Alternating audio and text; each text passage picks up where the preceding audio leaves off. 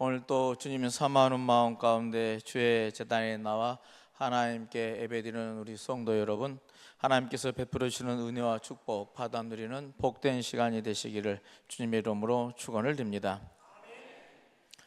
바쁜 농사철입니다.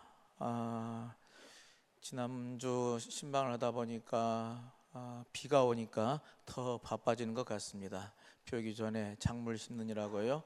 이제 옮겨 심고 파종하고 해서 한 해 농사 준비하는 것 같았는데요.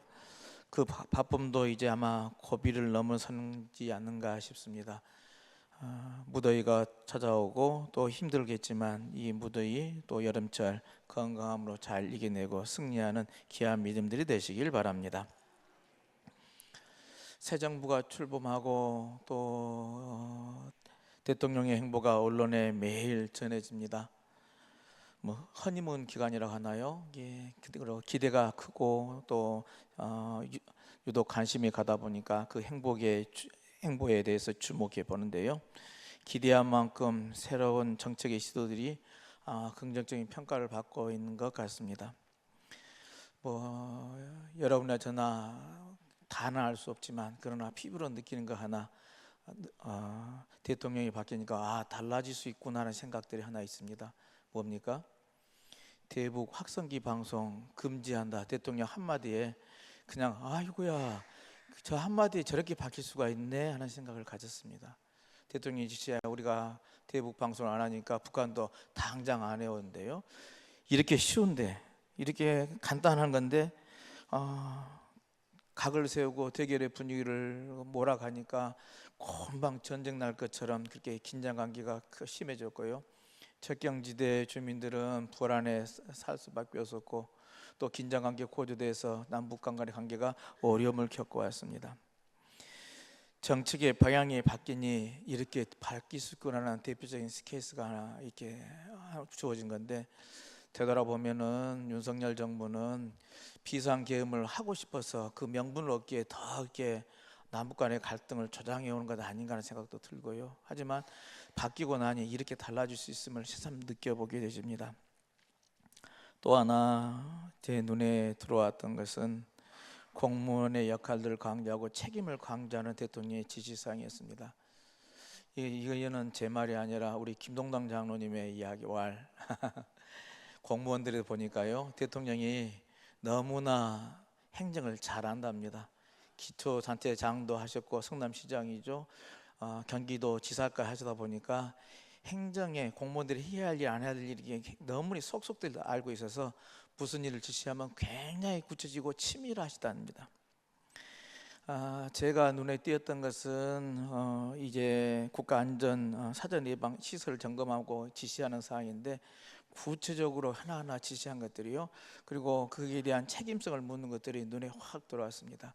그렇게 지시하다 보니 웃음말로 전국의 하수도가 이미 다 정비됐다는 소리가 들려요.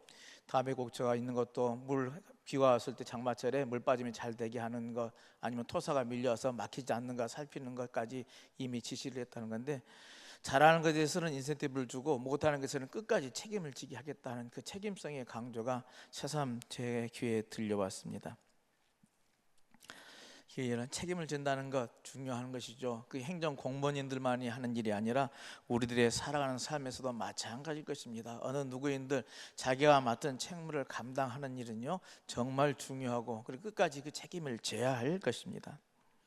지난 주간 새벽기도의 신약서 본문은 디모데 후서를 저희들이 쭉 묵상을 해왔는데요, 바울이 신앙의 아들처럼 여겼던 디모데에게 고면하는 말씀들이 디모데의 말씀들이죠.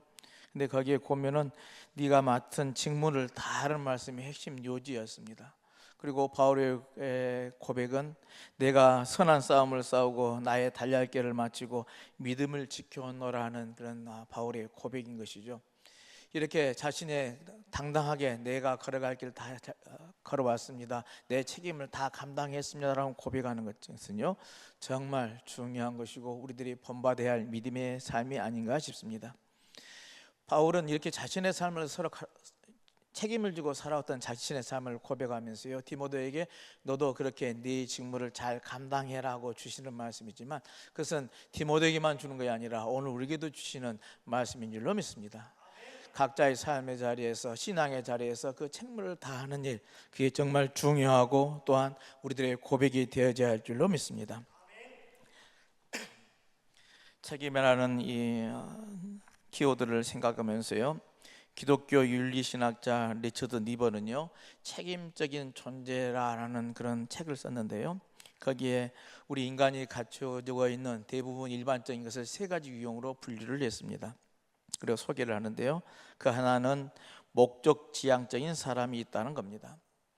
목적을 염두에 두고 사는 사람인 것이죠. 자신의 꿈과 이기적인 욕심을 이루기 위해서는요, 어떤 일도 서슴지 않는 사람의 유형입니다. 그러다 보니 이런 사람은 자신을 제한 모든 이웃과 일은요, 하나의 수단일 뿐입니다. 그리고 그 수단은 목적을 위해서요, 정당화될 수 있다고 생각하는 사람인 것이죠. 그래서 목적을 이루기 위해서는 어떤 수단도 용서되고 정당화될 수 있다는 마키아벨림적인 그런 사고를 가진 사람이라 하겠습니다. 독불장군인 것이죠. 경쟁사회에서 내가 살기 위해서는 남을 죽일 수도 있고, 또 출세하기 위해서는 다른 일을 넘어뜨리고 받고 올라서도 된다고 생각하는 사람이라는 겁니다. 우리가 아는 선한 사마리아의 비유를 생각해 보면은 거기에 강도 같은 사람이요, 이런 사람에 해당할 것입니다. 자신의 목적을 위해서 지나가는 행위는 단지 수단에 불과하다 생각하기에 강도 짓을 하는 것이죠.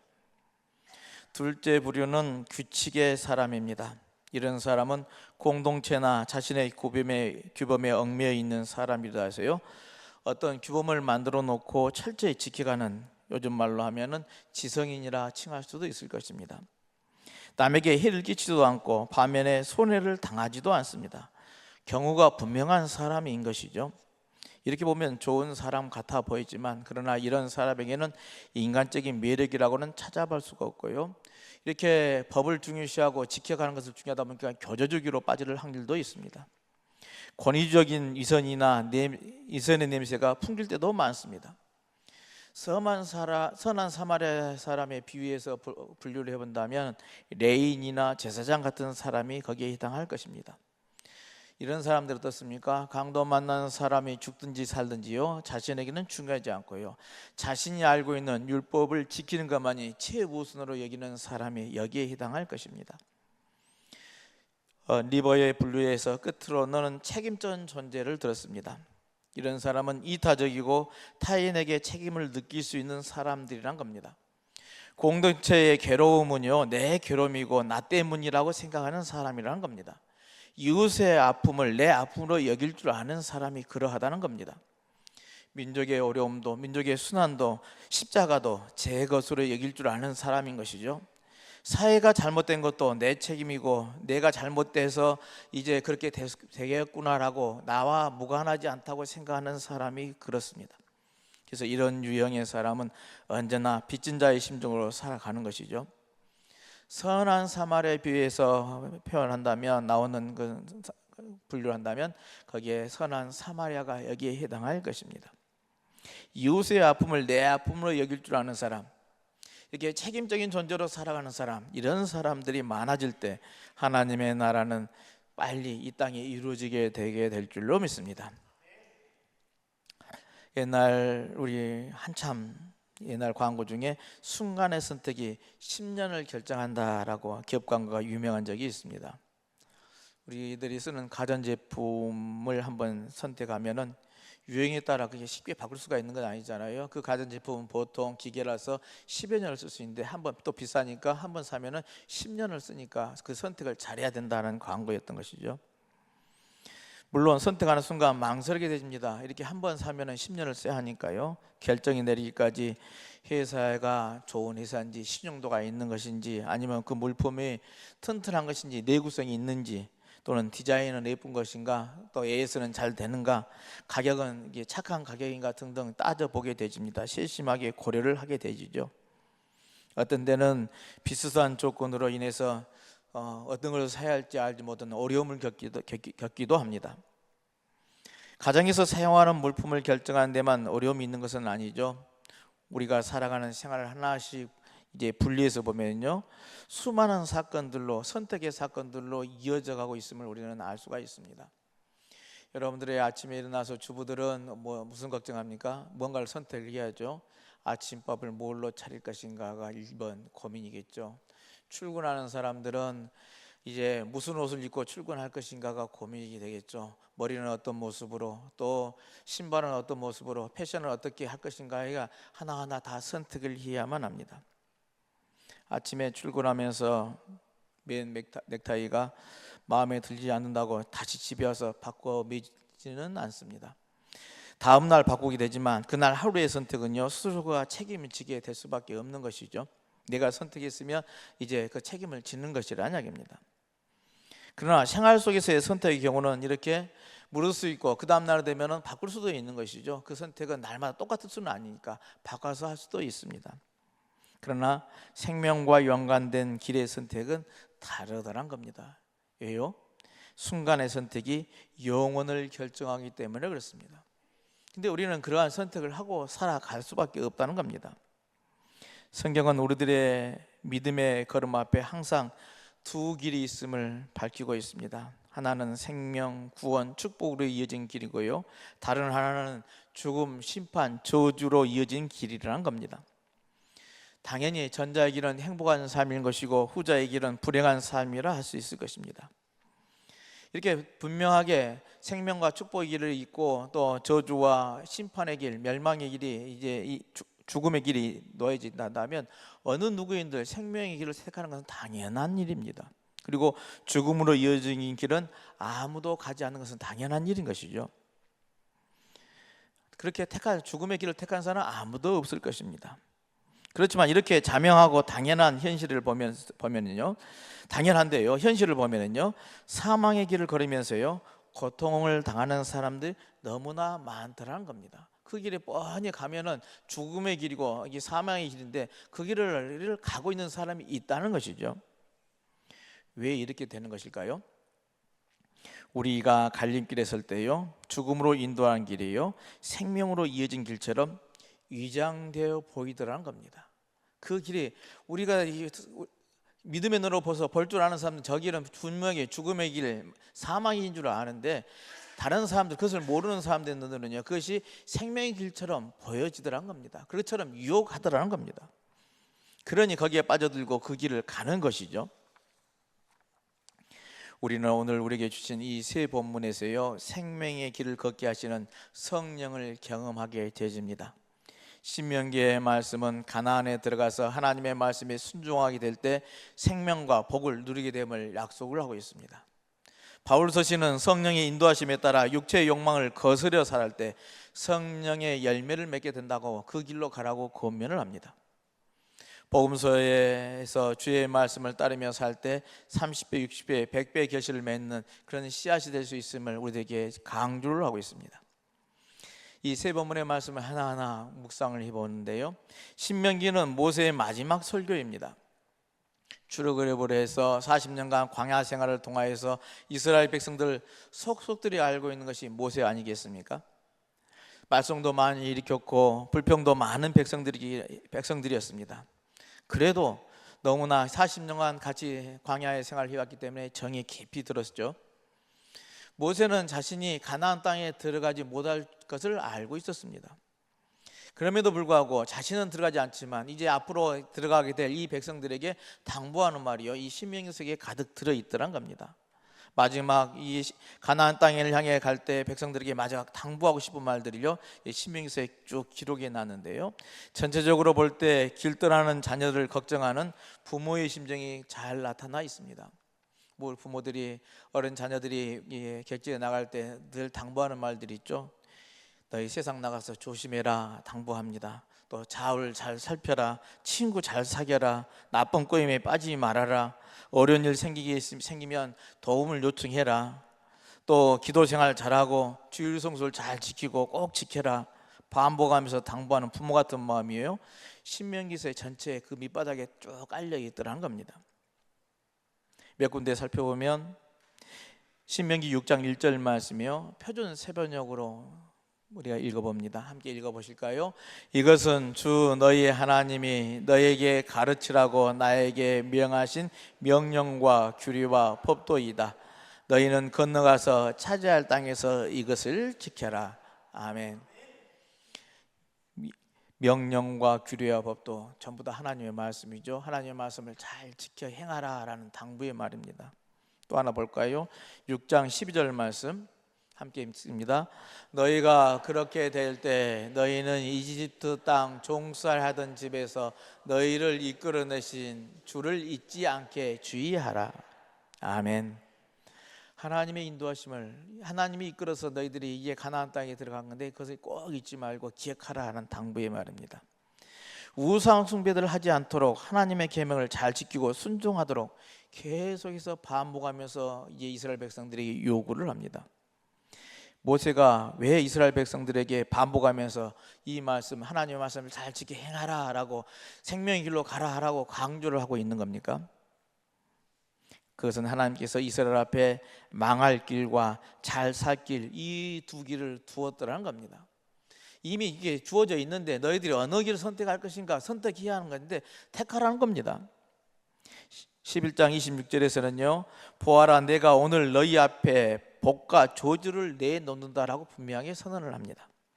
생명과 번영, 죽음과 패하멸, 완전히 상반된 길이 앞에 놓여 있는데 너희들이 어느 길을 선택할 것인가 라는 것이죠. 근데 왜 모세가 이 걱정을 하고 반복해서 되게 조심하라, 이 지켜라 당부를 하고 있는 겁니까? 복의 길이 잘 보이는 길이 아니더라는 겁니다. 죽음의 길이 복의 길이냐 가면을 쓰고 화려하게 유구하기 때문에요, 생명의 길을 선택해야 한다는 것이요 그렇게 쉽지만은 않더란 겁니다. 그러기에 그 길을 가지 못하고 우상 숭배 길고 하나님을 떠나고 배반하는 일들이 자주자주 반복해서 이어져 가더란 것이죠. 이렇게 생명길과 죽음의 길이 눈앞에 두어져 있는 두 길이 있는데, 분명히 있는데 이 갈림길에 있어서 뭘 선택할 것인가, 내가 너희들 앞에 복과 저주를 내놓는다라고 이렇게 선언을 하고 있느냐는 겁니다.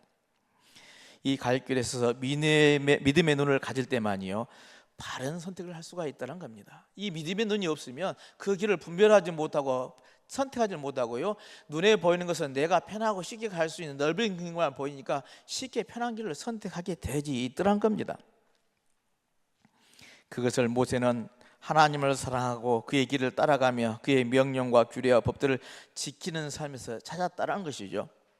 하나님의 말씀에 순종하는 것만이요 생명과 복을 누리게 될 건데, 너희들이 그 길을 선택하고 결단하고 그 길을 가라는 겁니다.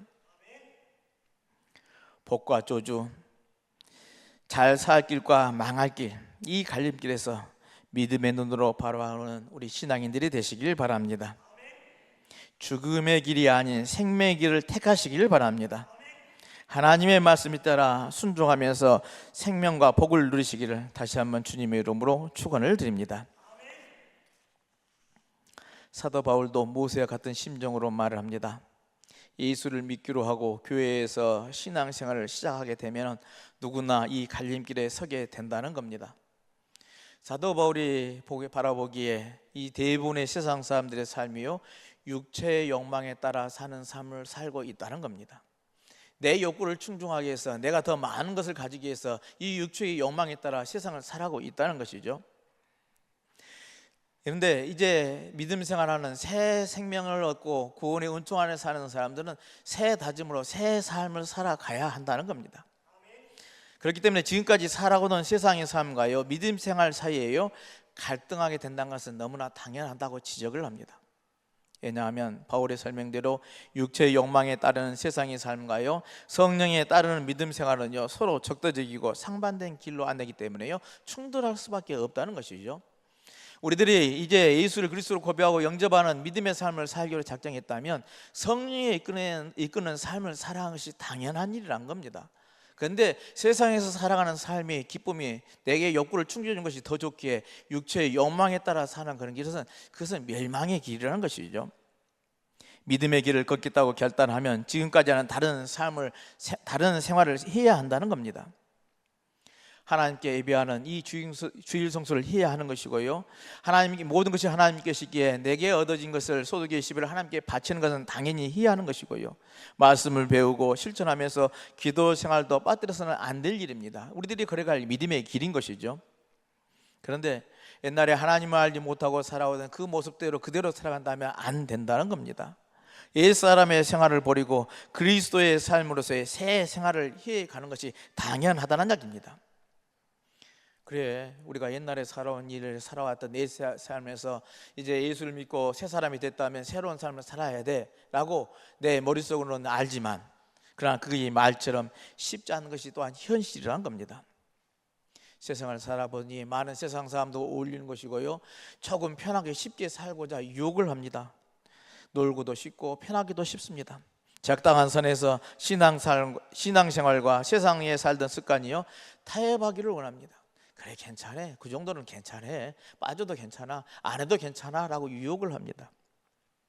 근데 이와 같은 상황에서 사도 바울은 단호하게 말합니다. 육체의 욕망에 따라 살면 하나님의 나라를 유업으로 받지 못한다라고 선언을 합니다. 당연히 성령의 인도하심대로 살아가라고 당부합니다.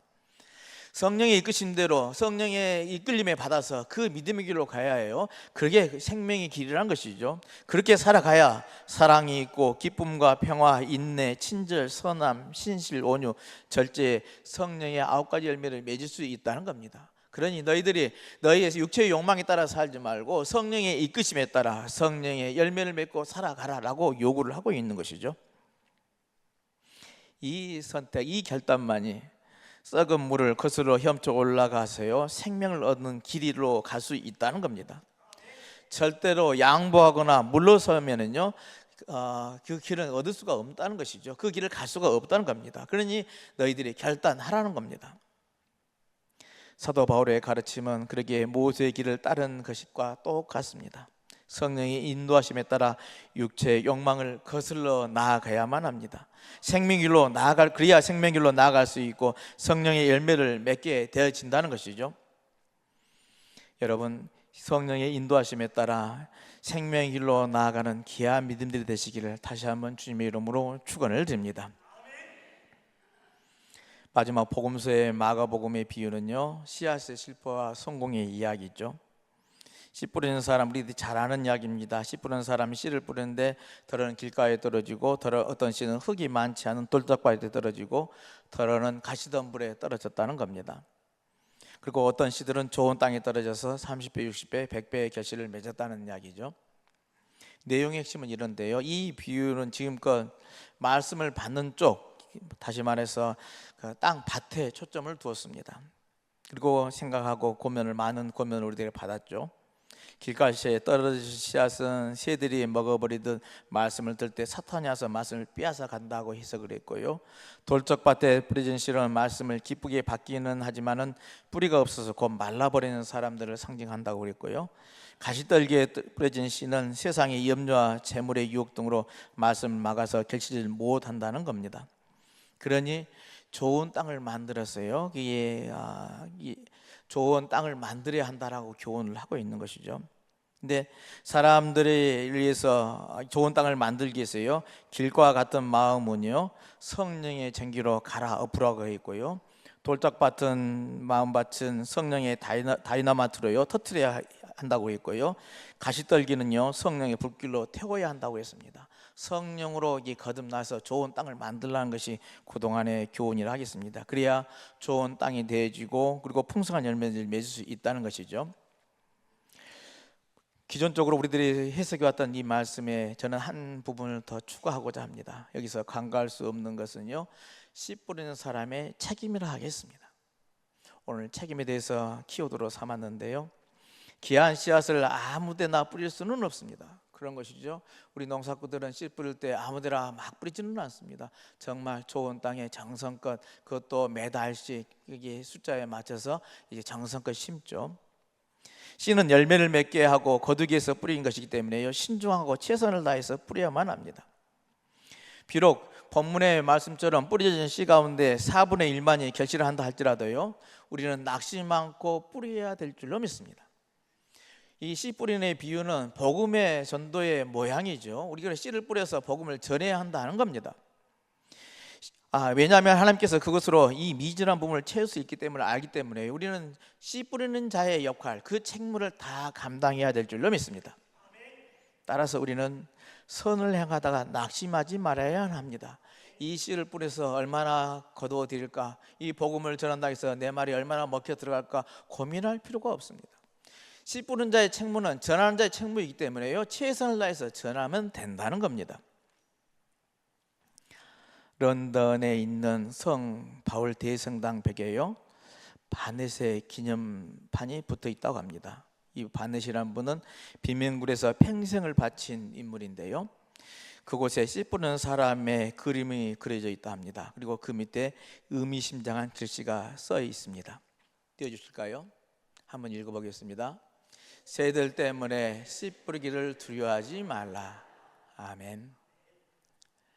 우리들이 한번 묵상하고 우리들이 해야 할 책무, 책임에 대해서 생각을 해봅니다. 씨가 떨어져서 얼마나 거둬 드릴까에 염려하지 말고, 우리들이 해야 할 일, 낙심하고 선을 향하다 낙심하지 말고요, 씨를 뿌리는 책임은요 끝까지 감당해야 될 줄로 믿습니다. 오늘 선택, 결단, 책임이라는 이 키워드들을 묵상을 했는데요, 여러분 씨 뿌리는 자의 책임을 잘 감당하는 믿음의 삶이 되시길 바랍니다. 맡은 책무를 다하고 믿음의 길을 선택하고 따르며 살 때요 30배, 60, 100배의 결실을 맺게 될 줄로 믿습니다. 곧 모세의 가르침대로 하나님의 명령과 규례와 법들을 성실히 지키면서 살고요, 바울 사도의 요구대로 성령의 인도하심에 따라 살면은요 우리는 또한 이 성공의 씨앗이 되게 될 줄로 믿습니다. 언제나 우리는 갈림길에 서봅니다. 성령의 인도하심에 따라 생명의 길을 선택하고 그 맡은 바 책임을 다하며 살아갈 때 생명으로 인도받는 성령의 이끄심을, 성령의 은혜 체험을 받게 될 줄로 믿습니다. 성령의 이끄심에 따라 성공하는 신앙의 삶이 되시길 바랍니다. 그런 은혜가 우리 강진읍교회 모든 성도들 삶 가운데 임하시기를 다시 한번 주님의 이름으로 축원을 드립니다.